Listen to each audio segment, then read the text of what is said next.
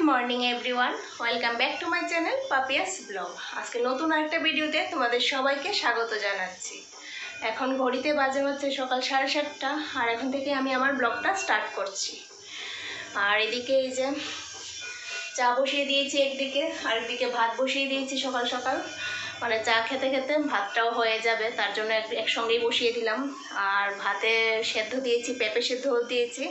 এখন আপাতত পেঁপে সেদ্ধ ভাত করছি, কারণ ছেলে 2 দিন ধরে একটু শরীরটা ওর খারাপ হয়ে গেছে।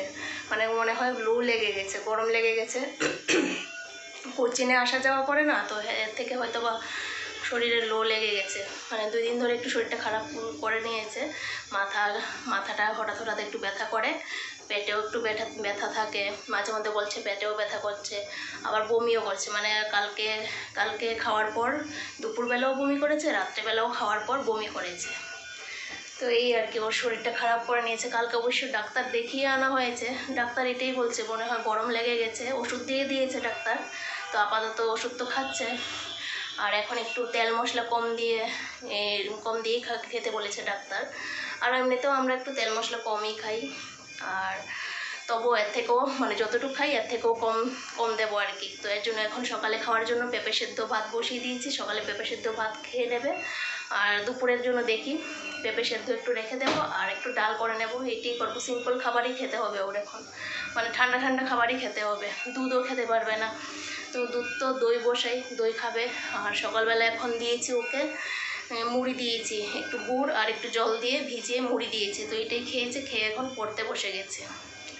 আজকে আবার ওর কোচিংয়ের টেস্ট আছে, পরীক্ষা নেবে। তো পরীক্ষার প্রিপারেশান ঠিকভাবে করতেও পারিনি। মানে 2 দিন ধরে শরীর খারাপ, তো মাথা ব্যথা করছে, মাঝে মধ্যে বলছে পেট ব্যথাও করছে। তো এই জন্য ঠিকভাবে পড়াশোনাও করতে পারিনি, প্রিপারেশানটা ঠিকভাবে করিনি।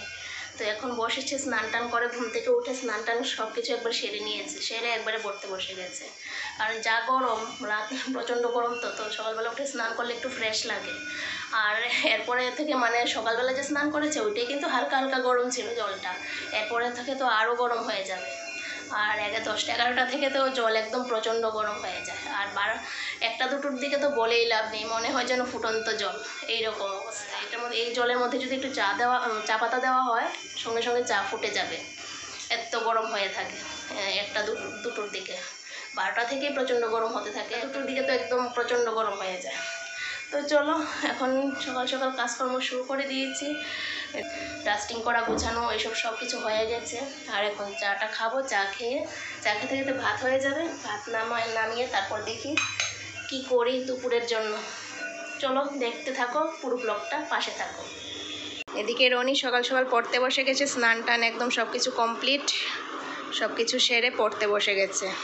আর 12:30 থেকে পরীক্ষা আছে, তো তার আগে যতটুকু পারে প্রিপারেশন করছে। কারণ প্রিপারেশনটা তো ঠিকভাবে হয়নি, যেহেতু 2 দিন ধরে একটু শরীরটা খারাপ ছিল। আজকেও খারাপ, আজকেও সেইভাবে এখনও ঠিক হয়নি, তো ঠিকভাবে পড়াশোনাটা হয়নি। তো এখন যতটুকু পারে করছে। 12:30 থেকে পরীক্ষা। আর এদিকে ওর পাপা লেগে পড়েছে ক্লিনিংয়ের কাজে। ঘুম থেকে উঠেই জল বিস্কিট খেয়ে শুরু করে দিল কাজকর্ম। এই গরমকালে এই ঘরের ফ্যানগুলো প্রচণ্ড নোংরা হয়ে যায়। মানে সমস্ত ফ্যান, যতগুলি ফ্যান আছে ঘরের সমস্ত ফ্যানগুলি এই নোংরা হয়ে যায়, কালচে ভাব হয়ে যায়। এই যে এরকম কালচে ভাব হয়ে যায়, তো এগুলি দেখতেও ভালো লাগে না। আর ফ্যানের হাওয়াটাও যেমন একদম কম লাগে। এরকম কালচে হওয়ারও কারণ আছে, কারণ ঘরে রান্না যখন হয় তখন তো সারাক্ষণ তো গরমের দিন ফ্যান চালানো থাকে, তো এই রান্নার গ্যাসটা পুরো টেনে নিয়ে আসে এই ফ্যান, তো তার জন্যই এই কালচে ভাব হয়ে যায়। আর এই কালচে ভাবটা কিন্তু আজকে পরিষ্কার করছে, এই 2 দিনের মধ্যে আবার কালচে ভাব হয়ে যাবে। তবে শীতের দিনে কিন্তু ফ্যান পরিষ্কার করার আর ঝামেলাটা থাকে না। কেন বলো তো? শীতের দিনে তো আর ফ্যান চালানো হয় না, তার জন্য কিন্তু এই ফ্যানটা নোংরাও হয় না। মানে রান্না তো হয় ঠিকই আছে, কিন্তু রান্নার গ্যাস তো আর টেনে নিয়ে আসে না, তাতে কিন্তু ফ্যানটাও নোংরা হয় না। তবে এই গরমের দিনগুলোতে 2-3 বারের মতন ফ্যান পরিষ্কার করা হয়েই থাকে। তো আজকে পরিষ্কার করছে একবার, আরও দেখবে কয়েকবার পরিষ্কার করা হচ্ছে। তো প্রথমে কলিন দিয়ে ট্রাই করছিল ফ্যানগুলি পরিষ্কার করার জন্য, কিন্তু হচ্ছিল না। এত জিদ্দি হয়ে বসে রয়েছিল, তেলগুলো কলিং দিয়ে উঠছিলই না। তারপর সার্ফগুলা জল দিয়ে যখন একটু ঘষাচ্ছিল, দেখছে যে ভালো মতন উঠে যাচ্ছে। তারপর এখন সার্ফগুলা জল দিয়ে ঘষছে, তারপর আবার ভালো জল দিয়ে পরিষ্কার কাপড় দিয়ে আবার একটু মুছে নিচ্ছে। তো এইভাবে দেখা যাচ্ছে যে ফ্যানগুলো আমগুলো সুন্দর পরিষ্কার হয়ে যাচ্ছে। তো বড়মশাই ওইদিকে ক্লিনিংয়ের কাজে ব্যস্ত, আর মা ওইদিকে সার্ফগুলা জলটা এগিয়ে দিয়ে ওকে সাহায্য করছে। আর আমি এদিকে সবার জন্য ব্রেকফাস্ট রেডি করছি। তো কাজকর্ম সেরে তো ব্রেকফাস্ট করতে হবে, তার জন্য সেটাই রেডি করছি। আর আজকে ব্রেকফাস্টে করছি হচ্ছে ডিম টোস্ট। 3টা ব্রেড একসঙ্গে নিয়ে ওই ডিমের যে মিশ্রণটা ছিল সেই মিশ্রণটার মধ্যে একটু ডিপ করে নিয়ে তেলের মধ্যে ভেজে নিচ্ছি। মানে ব্রেডের স্লাইসগুলি আলাদা করে আর করিনি আর কি, একসঙ্গে করে নিয়েছি, শর্টকাট হবে, একবারেই হয়ে যাবে তার জন্য আর কি। আর এইদিকে দেখো ফ্যান পরিষ্কার করে কিন্তু ও আবার এই যে ফ্রিজ পরিষ্কার করার কাজে লেগে পড়েছে। সেদিন তো দেখলেই ফ্রিজের ভিতরটা আমি পরিষ্কার করেছিলাম, তবে বাইরের জায়গাটা আর পরিষ্কার করা হয়নি, তার জন্য ও বাইরের জায়গাটা পরিষ্কার করার কাজে লেগে পড়েছে। আর এদিকে আমার একটা ডিম টোস্ট হয়ে গেছে, এখন আরেকটা ডিম টোস্ট করব। এটা একটু অন্যভাবে করার চেষ্টা করছি, মানে হঠাৎ বুদ্ধি আসলো যে এইভাবে করে দেখি কীরকম হয়। মানে একটু তেল দিয়ে তার মধ্যে অল্প একটু ওই ডিমের মিশ্রণটা দিলাম, তার উপরে এই ব্রেডগুলি দিয়ে দিলাম, আরও 3টে স্লাইস দিয়ে দিলাম, তার উপরে দিয়ে দিচ্ছি আরও বাকি যে ডিমের এই মিশ্রণটা আছে এটা দিয়ে দিয়েছি। মানে ডিমের মধ্যে ডিপ না করে দেখলাম আর কি এইভাবে করে কীরকম হয়, তো বেশ খারাপ হয়নি, এইভাবেও করা যায়। আর ব্রেডটা যদি ডিপ করে করতে যাই তাহলে না পেঁয়াজটা ভালো করে লাগে না, তার জন্য আর কি এইভাবে একটু করার চেষ্টা করেছি।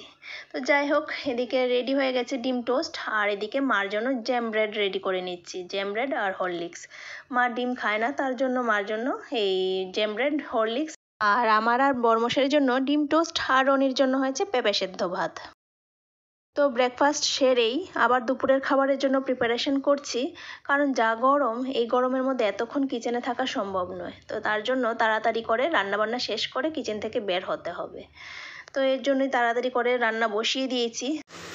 রান্না হতে হতে একদিকে আম পোড়া শরবত করার জন্য আম পুড়ে নিচ্ছি। এটা মাটির চুলায় পুড়লে তো আরও ভালো হয়, তো মাটির চুলার পাবো কোত্থেকে, গ্যাসের মধ্যে পুড়ে নিচ্ছি। 2টো আম পুড়ে নেব শরবত করার জন্য। আর এই বাকি আমগুলি রেখেছি, এগুলি আচার বানাবো। এখন এগুলি কেটে রোদ্রে দেবো একটু সময়, 2-3 ঘন্টার মতন শুকাবে, তারপর এগুলি আচার বানাবো। এই কাঁচা আমগুলি জানা হয়েছিল অনেক দিন হয়েছে, কিন্তু এতদিন তো কাঁচা আমের টক খেয়েছি, এবার প্রচুর কাঁচা আমের টক খেয়েছি। খেতে তো ভালোই লাগে, কিন্তু প্রচুর পরিমাণে কিন্তু মিষ্টিও লাগে, মানে অনেক চিনি ইউজ করতে হয়। তো ভাবলাম অনেক তো টক খেয়েছি, এখন একটু অন্যভাবে খাওয়া যাক, মানে ওই কাঁচা আমের শরবত করব। আর এই বাকি এত তো আর শরবত করা যাবে না, তো বাকিগুলি ভাবলাম একটু আচার করে নিই, আচার করলে তো খাওয়া যাবে, ডালের সাথে বেশ ভালোই লাগে।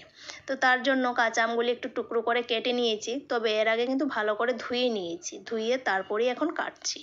আর এই আমগুলি না বীজ হয়ে গেছে, বীজগুলি মানে শক্ত হয়ে গেছে, বীজ তো থাকেই আমের মধ্যে, কি বলছি আমি, আমের মধ্যে তো বীজ থাকেই, কিন্তু বীজগুলি না শক্ত হয়ে গেছে। তবে এই আচার করতে গেলে যে ওই নরম বীজগুলি থাকে, মানে মাঝখান দিয়ে কাটা যায় এরকম বীজগুলি, তাহলে কিন্তু বেশ ভালোই হয়, কিন্তু আমের এখন এই বীজগুলি হয়ে গেছে, তার জন্য ভালো করে কাটতে পারছি না। তো যেই বীজগুলি রেখেছি এই বীজগুলি ফেলবো না, ফ্রিজে রেখে দেবো, আরেকদিন টক করে নেব এই বীজগুলি দিয়ে। তো এখন একটু কয়েক ঘন্টার জন্য রোদ্রে দিয়ে দিলাম, যাতে আমের ময়েশ্চারটা শুকিয়ে যায়, তাহলে কি হবে, অনেক দিন ভালো থাকবে। আর এদিকে দেখো আম যে পুড়তে দিয়েছিলাম এগুলি কিন্তু সুন্দরভাবে পুড়ে গেছে, পুড়ে একদম সফট হয়ে গেছে। তো চলো এখন বন্ধ করে রাখি, পরে শরবতটা করব। আর এদিকে দেখো আমার রান্নাবান্নাও কিন্তু কমপ্লিট, আজকে একদম সিম্পল রান্না। এখানে করেছি হচ্ছে এই কুমড়ো বরবটি ভাজা, বেগুন ভাজা, আর রনির জন্য পেঁপে সেদ্ধ, আর করলাম একটু ডাল। বাস, গরমের মধ্যে এতটুকুই রান্নাবান্না। তো রান্নাবান্না শেষ করে আবার আরেকটা কাজে লেগে পড়লাম আমি। এই যে এই কুলারটা ভীষণ নোংরা হয়েছে, আর কালকে একটু রিপেয়ার করে গেছে কুলারটা একটু খারাপ ছিল। তো রিপেয়ার করার জন্য যখন এটা খুলেছে, ভিতরে দেখি অনেক নোংরা, মানে বাইরে থেকে তো এত বোঝা যায় না যে ভিতরটা এত নোংরা হয়ে রয়েছে। তার জন্য যে রিপেয়ার করতে এসেছিলেন ওনাকে বললাম যে এটা লাগানোর দরকার নেই, এটা কালকে আমি একটু পরিষ্কার করে এটা আবার লাগিয়ে নেব, মানে এটা লাগানো যায়, খোলা যায়, সিস্টেমটা কিভাবে এটা দেখে নিয়েছি। তো তার জন্য বললাম যে আর লাগাতে হবে না, কালকে পরিষ্কার করে তারপর এটা লাগাবো। তো তার জন্য পরিষ্কার করতে বসে গেছি, আর ভেতরটা ভীষণই নোংরা হয়েছে, আর এটা পরিষ্কার করতে না আমার অনেকটা সময় লেগেছে, প্রায় 1 থেকে 2 ঘন্টা তো হবেই, টাইম তো এত দেখিনি, কিন্তু আনুমানিক 1-2 ঘন্টা তো হবেই এটা পরিষ্কার করতে লেগেছে আমার। মানে ভীষণ নোংরা হয়েছে, যেমন বাইরে নোংরা হয়েছিল তেমনি কিন্তু ভিতরটা নোংরা হয়েছিল। তো ভালো করে ভিতরটা আগে পরিষ্কার করেছি, তারপর ডেটল জল দিয়েও ভালো করে পরিষ্কার করেছি যাতে একদম হাইজিন হয়ে যায়। তো ভালো করে ভিতরটা পরিষ্কার করার পর এখন করছি হচ্ছে বাইরের জায়গাটা পরিষ্কার। বাইরের জায়গাটাও কিন্তু ভীষণ তেল চিটে ভাব হয়ে গিয়েছিলো, তো তার জন্য ভালো করে সার্ফগুলা জল দিয়ে বাইরের জায়গাটা পরিষ্কার করেছি। আর পরিষ্কার করার পর দেখো এখন দেখতে কতটা সুন্দর লাগছে, একদম নতুনের মতন চকচক করছে। আর কুলারের ভিতরটাও দেখো খুব সুন্দরভাবে কিন্তু পরিষ্কার করে নিতে পেরেছি। আর কোনায় কোনায় যে একটু লালচে ভাব দেখা যাচ্ছে সেটা কিন্তু আর পরিষ্কার করতে পারছি না।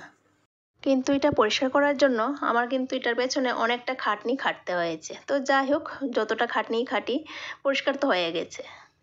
গুড ইভিনিং ফ্রেন্ডস, দুপুরে খাওয়া দাওয়ার পর একটু বিশ্রাম করলাম, তো এখন চলে আসলাম আম পোড়া শরবত বানানোর জন্য। আর সকালে তো আমটা পুড়ে রেখেছিলাম, তারপর তো আর সময় হয়ে ওঠেনি শরবতটা বানানোর জন্য। আর এখন বানিয়েছি শরবত। আর এই যে শরবত বানিয়ে রেডি করে নিয়েছি। এই যে এটা দেখতে এরকম শরবত বানালাম, ঠান্ডা ঠান্ডা শরবত।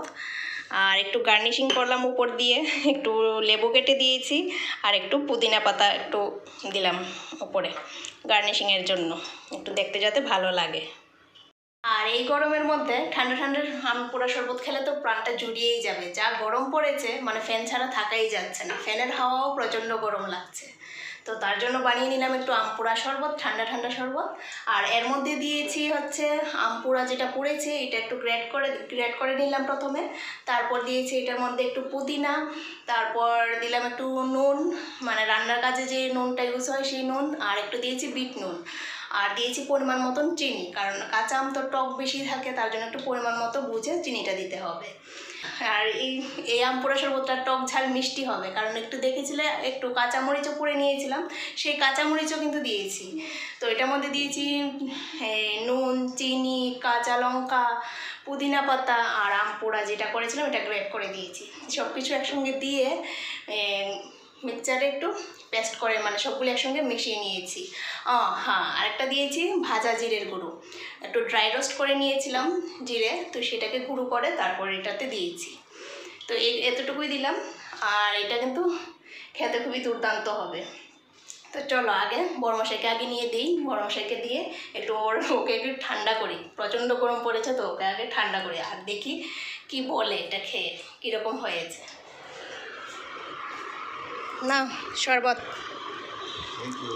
খেয়ে বলো কীরকম হয়েছে।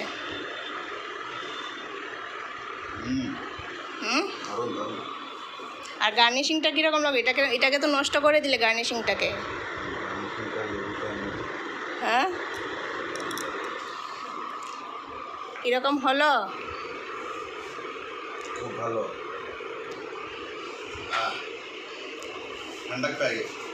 ঠান্ডা হয়েছ? ঠান্ডা ঠান্ডা শরবত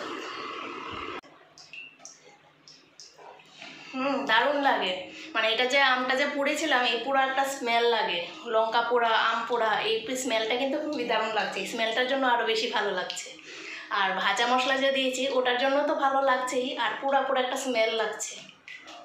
তো সব কিছু মিলিয়ে কিন্তু খুবই দুর্দান্ত হয়েছে। তোমরাও কিন্তু বানিয়ে খেতে পারো এরকমভাবে, খুবই টেস্টি লাগে এই গরমের মধ্যে। এই আম পোড়া শরবত যেমন টেস্টি, তেমনি কিন্তু স্বাস্থ্যের জন্যও ভালো। তো চলো আজকের ভিডিওটা এই পর্যন্ত, আবার দেখা হচ্ছে নতুন দিনে নতুন আরেকটা ভিডিওর সাথে। টাটা।